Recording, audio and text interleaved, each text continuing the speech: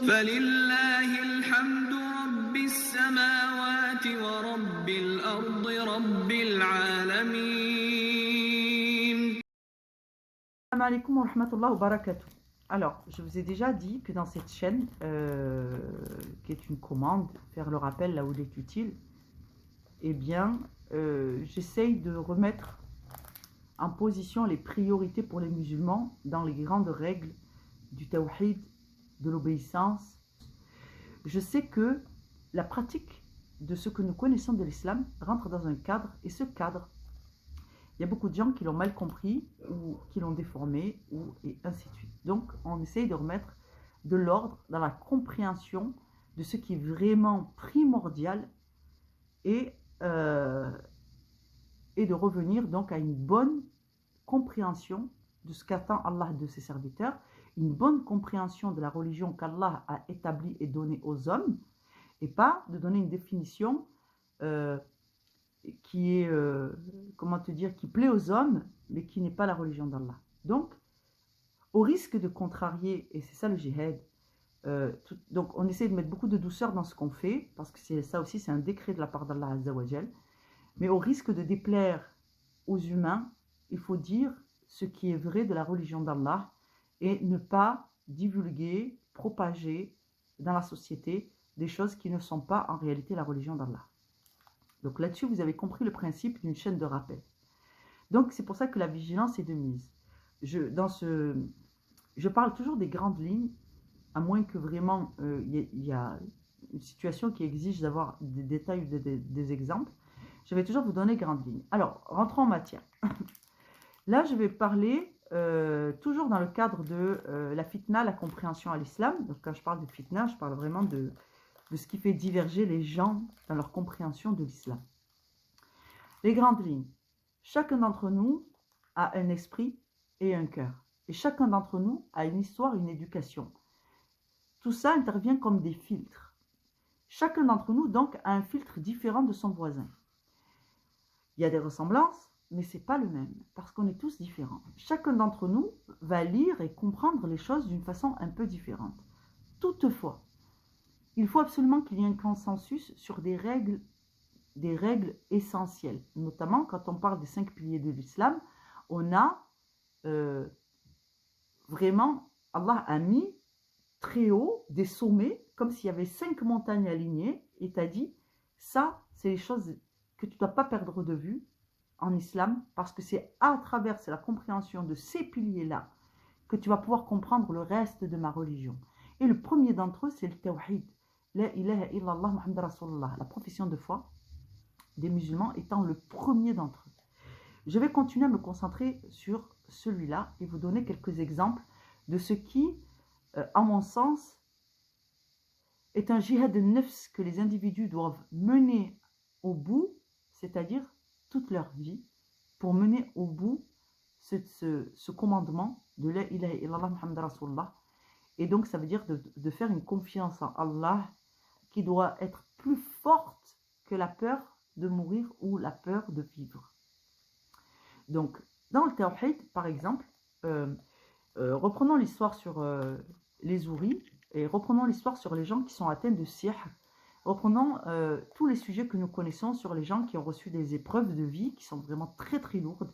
Et wallahi, contrairement aux croyances individuelles, c'est-à-dire chacun pense que son cas ou le cas de sa sœur ou le cas d'un tel est le pire, eh bien, figurez-vous que moi en tant que raqi, et les autres raqis témoigneront de la même chose, c'est l'état de la communauté, c'est l'état réel de notre communauté. On est très très très très très nombreux à souffrir de blocage, à souffrir de dépression, à chercher sa voie, à essayer de comprendre l'islam, à subir des épreuves qui sont considérables, à avoir des karamat et à avoir des moseba, et tout ça en même temps, au point qu'on ne sait pas comment faire pour s'en sortir. Donc on voit des frères et des sœurs qui se tournent vers 10, 15 ans de ruqya, 20 ans de ruqya, et disent non, c'est peut-être le raqi qui n'est pas assez fort, ou ainsi de suite. C'est parce que l'épreuve, elle vient d'Allah. C'est parce que c'est Allah qui vous maintient dans l'épreuve. Et pourquoi Allah nous maintient-il dans l'épreuve? Allah nous maintient dans l'épreuve parce qu'il y a plusieurs raisons. Premièrement, il veut nous pousser à faire notre jihad nafs sincèrement dans sa totalité. Et tu vas me dire, mais j'ai déjà tout donné à Allah, je confie tout à Allah, je ne cache rien. Oui, c'est vrai, peut-être que Allah sait à quel point tu es sincère et Allah t'accorde et accepte de toi toutes tes prières. Mais il te maintient dans cette voie. Prenons un exemple. Quand tu étais plus jeune, tu avais une belle voix et tu aurais pu être chanteur, chanteuse. Tu avais du talent pour la coiffure, tu avais du talent pour d'autres choses, et tu avais du talent pour la cuisine, et tu avais du talent pour les études de médecine, tu avais du talent pour trouver du travail, tu avais du talent pour sociabiliser, fédérer les gens, tu avais du talent pour plein de choses, subhanallah, et tu arrives à un moment de ta vie, tu dis, ya Allah, si tu ne m'avais pas bloqué, j'aurais pu être ceci, j'aurais pu être cela, j'aurais pu être ceci, j'aurais pu être cela. Mais si tu regardes bien, si tu avais suivi chacune de ces voies, tu ne serais pas à ton niveau de piété aujourd'hui et tu serais, si tu avais suivi une autre de ces voies, en passe de perdre ta récompense de la vie future et donc l'agrément d'Allah dans ce monde. Donc oui, Allah vous a doté d'un certain nombre de baraka et de karama. Mais si Allah vous a maintenu dans l'épreuve, c'est pour pas que vous finissiez coiffeuse en train de perdre le temps d'adoration à faire des choses de ce monde et à vous complaire à aimer la vie de ce monde plus que l'adoration d'Allah et de perdre de vue que cette zone dans laquelle nous vivons, c'est la zone d'épreuve qu'Allah a promis à ses serviteurs. Là vous vivrez, là vous mourrez et ici vous devrez faire repentance et si Allah nous pardonne, Inch'Allah, on aura le droit de rentrer au paradis d'où nous avons été boutés, sortis à cause d'Iblis, na'alahullah. Donc maintenant, il faut que je vous donne quelques exemples de jihad de nefs. Inch'Allah, je reviens vers vous dans 2 secondes, le temps d'organiser un peu mes idées. Voilà déjà une zone dans laquelle il va falloir sortir de l'erreur. Quand on dit qu'Allah est tellement accueillant au repentir qu'il accueille le repentir, Allah peut tout pardonner. Ça, c'est une vérité. Mais Allah peut pardonner à tout le monde. Il peut, mais est-ce qu'il va le faire? La réponse est non. Allah ne pardonne pas à tout le monde. Ça fait partie des fausses croyances en islam. Allah a-t-il la capacité de pardonner à tout un chacun depuis Adam? Oui. Allah a-t-il l'intention de pardonner à tout le monde? Non. Quelle est la règle? On ne peut pas limiter Allah. Et Allah ne se limite pas lui-même. Il vous dit, je suis le tout miséricordieux, le très miséricordieux. Si mon serviteur se repent, il regrette sincèrement et qu'il voue sa vie à m'adorer et qu'il ne récidive pas, alors je suis le grand accueillant au repentir. Mais Allah parle de ses serviteurs. Quelqu'un qui te dit, je regrette, et qu'en fait, c'est un kafir, et qu'il veut juste t'endormir, même s'il est sincère sur le coup, parce qu'il a trop peur du châtiment, tu le verras récidiver. Sache que celui-là, Allah ne lui a pas pardonné déjà la première fois. Et Allah dit, et j'enfonce ainsi les mécréants dans la voie, dans le chemin de la plus grande difficulté. Je leur ferme les yeux, les oreilles, je les rends aveugles et sourds au rappel d'Allah. Donc, Allah a scellé leur cœur, ils s'enfoncent dans la désobéissance et ils ne reviendront pas à la piété. Cela, Allah ne leur pardonnera pas. Maintenant, est-ce que nous, on a la capacité de savoir qui a quand même une once de piété et à un moment dans sa vie, son repentir va être sincère, à moins qu'Allah ait lui-même décrété une fatwa sur quelqu'un, wallah, que nous ne savons pas. Donc, l'extrême vigilance est de mise pour les serviteurs d'Allah quant aux hypocrites, d'accord? Quant aux hypocrites. Donc, méfiez-vous de ces fausses croyances où vous dites à quelqu'un qui a fait des saloperies dans sa vie, Allah peut tout te pardonner, Allah va te pardonner, et vous donnez votre engagement qu'Allah va lui pardonner. Autant vous parlez à quelqu'un qui fait partie de ces munafiqin qu'Allah parle et qu'il décrit dans le Coran et qui trompe les musulmans. Donc, dites, rappelez la vérité telle qu'elle est. Allah a la capacité de tout pardonner et il pardonne à son serviteur lorsque son serviteur se repent. Vous les laissez là-dessus, mais vous ne partez pas vous-même dans cette croyance qu'Allah pardonne à tout le monde et sans comprendre cette règle, parce que vous vous mettez en danger. Donc, ça, c'est extrêmement important. Ensuite, on va parler par exemple de jihad al-nafs. Alors jihad al-nafs, tout le monde s'accorde à dire que c'est le fait de maîtriser son orgueil, maîtriser son ego, garder le contrôle de soi et ainsi de suite. On est d'accord sur cette grande définition. Maintenant, dans la pratique du jihad al-nafs, la plupart d'entre nous, on a oublié que jihad al-nafs, le début, c'est jihad. Qu'y a-t-il de plus difficile que le jihad qui a les gens? Donc la plupart d'entre nous sous-estimons la difficulté ou la réalité du travail à faire quand on fait un jihad al-nafs.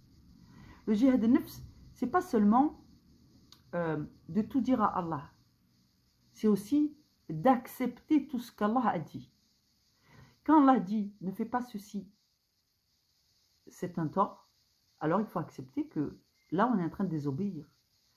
Par exemple, une autre façon d'appliquer cette compréhension de l'hypocrisie, et plus on est pieux, et plus on a une bonne connaissance de l'islam, et plus cette hypocrisie, elle va se dissimuler de façon subtile dans notre être, il va falloir la traquer. Donc jihad al-nafs, quand on est un connaisseur et qu'on connaît sa religion, il est plus difficile parce qu'il est subtil. Donc il faut être très vigilant, surveiller son âme avec une vigilance extrême. Je vous donne un exemple. Vous voyez quand par exemple, vous sous-estimez une loi d'Allah. Par exemple, tu dis, Allah nous a dit, ne prenez pas pour... il vous a dit, détournez-vous de ceux qui ne croient pas quand ils disent du mal d'Allah et que la conversation part en vrille, délaissez-les quelque temps, c'est-à-dire quittez cette conversation. Vous voyez, rien que ce décret, il est dans le Coran, vous le trouverez, Inch'Allah. Nous le négligeons pour la plupart d'entre nous, ou nous l'avons négligé. Et on n'a pas pris la mesure de ce que ça implique, cette désobéissance. Par exemple, tu te dis, ouais, mais c'est rien. Ils sont en train de parler de ça, le sujet ne me plaît pas, pendant un quart d'heure, je reste avec eux, puis après on change de sujet. Un quart d'heure, c'est trop, Yannès.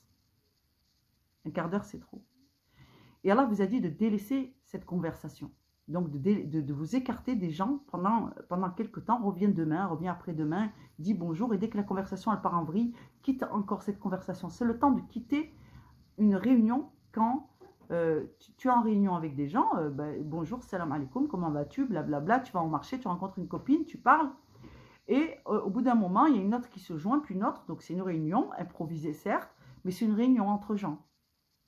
Donc, quand ça se passe et que la conversation part dans une direction qui n'est pas licite, que Allah n'aime pas, que ça parle de futilité, que ça dit des propos désobligeants sur Allah, que ça parle de shirk, ou que ça parle de le dernier sihr, ou de flaine, et que ça rapporte des ragots, Allah vous a dit de laisser cette conversation. Donc, il vous a dit de partir. Pas d'attendre qu'on change de sujet. Il vous a dit de partir. Qu'est-ce qui se passe quand on décide, ah, mais c'est rien, dans un quart d'heure, on n'en parlera plus, et puis hop, c'est fini. En faisant ça, on ne se rend pas compte, on pense qu'on a fait un petit péché vis-à-vis d'Allah. C'est une désobéissance. Le jihad al-nafs, là je vous explique jihad al-nafs. C'est une petite désobéissance. Parce qu'on s'est dit, bon, c'est pas grave, ça va me faire perdre du temps, puis ça me faisait plaisir de voir mes copines. Bon, quelles que soient les raisons qu'on se trouve, on a désobéi en connaissant la règle. Et là, tu te dis, c'est pas grand-chose, Allah pardonnera. Alors, certes, Allah est pardonneur, mais Allah ne pardonne pas les péchés qu'on a fait consciemment, sciemment. Allah est très orgueilleux. Vous voyez, le jihad al-nafs, c'est ça qu'il faut aller chercher. J'ai par exemple, dans l'exemple que j'ai donné, le grand péché qui se cache dans ce qui semble être un petit écart, c'est le fait de sous-estimer la colère d'Allah quand on désobéit sciemment. Je connais la règle et j'ai considéré que je n'étais pas obligée d'obéir parce que Allah est miséricordieux. C'est un très grand péché. Donc vous voyez, les petits péchés peuvent dissimuler des très grands péchés. Donc maintenant, je vais garder ce conseil en tête, s'il vous plaît, gardez ce conseil en tête. Et je vais rappeler à tous mes frères et sœurs en islam qui cherchent l'agrément d'Allah dans ce qu'ils font, qui se démènent avec des efforts, des ruqya, d'apprentissage du Coran, de le lire en arabe, de le lire en français, d'essayer de l'apprendre et de progresser dans leur dîn, parce que c'est ce qu'Allah attend de vous, et là-dedans, vous avez une immense miséricorde, l'agrément d'Allah. Faites un jihad de nefs sérieux. Apprenez sur quoi porte jihad de nefs. Parce que jihad de nefs, c'est, oh, j'ai envie d'aller voir mes copines, mais je ne vais pas aller voir mes copines. J'ai envie de retarder la prière, je ne vais pas retarder la prière. J'ai du mal à faire mes ablutions, mais je vais quand même me forcer. Je vais faire ce qu'Allah me dit quand je suis fatiguée, quand je suis malade, quand je suis en dépression, quand je n'ai pas envie. Je vais me débrouiller pour obéir sur les gros commandements. Il faut aussi trouver les zones d'erreur où notre petite désobéissance de « c'est pas grave, pas maintenant, tout à l'heure », et ben en réalité dissimule un grand péché derrière de désobéissance. Même si le fait de se dire « Subhanallah », en faisant ça, je ne veux pas sous-estimer la colère d'Allah. Et au lieu de désobéir à Allah en disant « c'est pas grave, Allah est miséricordieux », dire « Astaghfiruka ya Rab », je ne veux pas commettre une désobéissance, mais dans cette situation, par exemple, si vous êtes bloqué dans cette situation, je n'ai pas beaucoup de possibilités. Adressez-vous à Allah dans ces moments-là, si vous êtes coincé, que vous savez que c'est une désobéissance, que vous savez que vous n'avez pas beaucoup d'options d'agir. Je préfère, et Allah préfère, que vous vous adressiez à lui dans une invocation en disant « Ya Allah, je n'aime pas ce qui se dit dans cette assemblée. Je prends protection auprès de toi contre Satan le lapidé et sache que tu me trouveras soumis. Et gardez vos distances intérieurement avec ce qui est en train d'être dit. » Dans une assemblée où, par exemple, vous ne pouvez pas quitter. Admettons, moi, ça m'est arrivé d'être au travail et d'entendre des gens blasphémer. Dire du mal d'Allah, dire du mal des mosquées, dire du mal des chrétiens, dire du mal des adorateurs d'Allah en général. Tu prends un repli à l'intérieur de toi et tu te postes en disant « Ya Allah, je désavoue ce qui vient d'être dit, mais je ne peux pas quitter cette assemblée. Je ne peux pas quitter ce lieu. Je suis coincé ici. » Donc, vous voyez, il y a une posture intérieure qui reste celle de l'obéissance. Trouvez-la. Trouvez-la, subhanallah, quoi que vous fassiez dans vos vies, trouvez cette posture où Allah vous accompagne. Quand vous êtes dans une situation, vous connaissez la règle, vous ne pouvez pas l'appliquer, alors réfugiez-vous auprès d'Allah et dites les choses, formulez-les à Dieu. Et pour les situations où vous pouvez corriger votre comportement, alors corrigez-le et dites « Astaghfiruka ya Rab, alhamdulillah, j'ai pris conscience de ce que c'était que le vrai respect d'Allah et de ses lois. » Et là, Inch'Allah, vous verrez des déblocages dans vos vies si vous prenez la vraie conscience de ce que c'est qu'un jihad de nefs tel que Allah Azza wa Jal l'attend de vous. Il y a beaucoup de gens, et moi j'en ai fait partie, je ne vais pas vous mentir, alhamdulillah, et c'est pour ça aussi que j'apprends. Hein, j'apprends de mes erreurs, nous les faisons tous, donc je ne porte pas un jugement sur vous. Je suis en train de vous dire que ce qu'Allah m'a enseigné de mes erreurs et qui me permet de m'améliorer pour obtenir son agrément, je le transmets à mes frères et sœurs de la communauté. Je ne veux pas dissimuler mes erreurs si ça m'oblige à dissimuler la leçon qui vous revient de droit. Donc, je vous enseigne ce que Allah m'enseigne et j'espère, Inch'Allah, que Allah nous trouvera soudés et reconnaissants. En tout cas, moi, je suis reconnaissante envers Allah Azza wa Jal. Et, alhamdoulilah, donc ça, c'était pour l'exemple qu'un petit péché peut dissimuler un grand péché et que le jihad al-nafs vise à vous purifier afin que, entre vous et Allah, l'orgueil ne puisse pas se placer. Salam alaikum wa rahmatullahi wa barakatuh.